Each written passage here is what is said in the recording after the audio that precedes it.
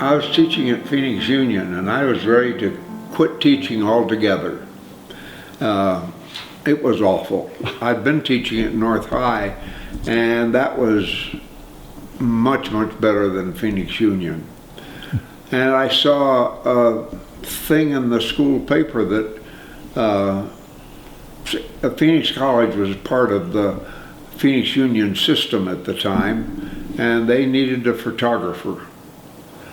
They needed a photographer at Phoenix College to teach kids how to take pictures for the annual and for the newspaper. They said I wasn't very cooperative. And because I'd met Minor White up in Denver, and I did a 10-day workshop with him, and that changed my whole outlook on photography. Well, Minor said, you have to establish a relationship, a visual relationship between you and whatever you're photographing. And like he said, no matter where you point your camera, you're pointing it at yourself. Well, they have a Minor White, they have a Gary Winogrand, a Lee Friedlander, Paul Caponegro, the leading lights. It was only because I had established a relationship with Minor, and that's how we got all those people, including Ansel Adams. We bought Ansel's Moonrise over Hernandez for $30, signed print, and that's how I started the whole collection at Phoenix College. It's how to see light, how to see shadow, how to see texture.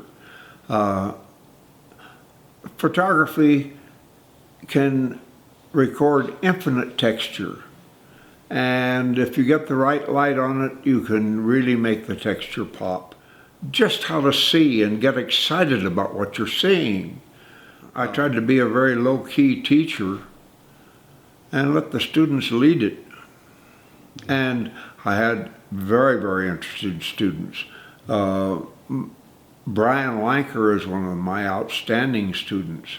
Right in the office there is his photograph of Leontine Price. And I had lots of students that are still with photography, but none like Brian. He's the outstanding one. Yeah. Phenomenal photographer. And unfortunately Brian died. It's been 2 years ago now. Yeah. I still think of him almost every day. But he sort of adopted me and Marianne, and we'd take him to dinner, and we became good friends. And it just sort of grew. He was a sponge. He got, his dad worked for the Phoenix Gazette, and he got him on as a photographer, and he was about as popular as Skunk, because when one of the other photographers would get an assignment, Brian liked the assignment so much that he'd go out and do it too, and he did it much better than the other photographers. That didn't make him very popular down at the Gazette. Well, I think my greatest image that I just can't forget is Dorothea Lange's Okie woman sitting in the back of a car with those two kids. To me, that is one of the greatest photographs that anybody ever took. Wow. And what is your greatest photograph, do you think? Well, I've got so many of them that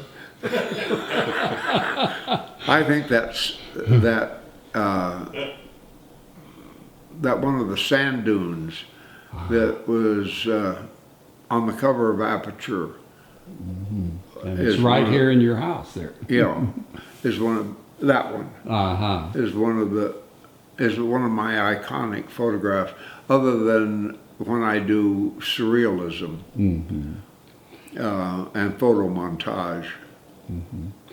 I don't have, I think almost anybody that does anything worthwhile gets some criticism.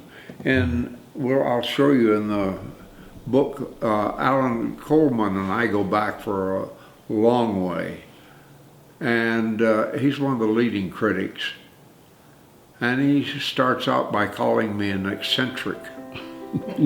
And I guess I am.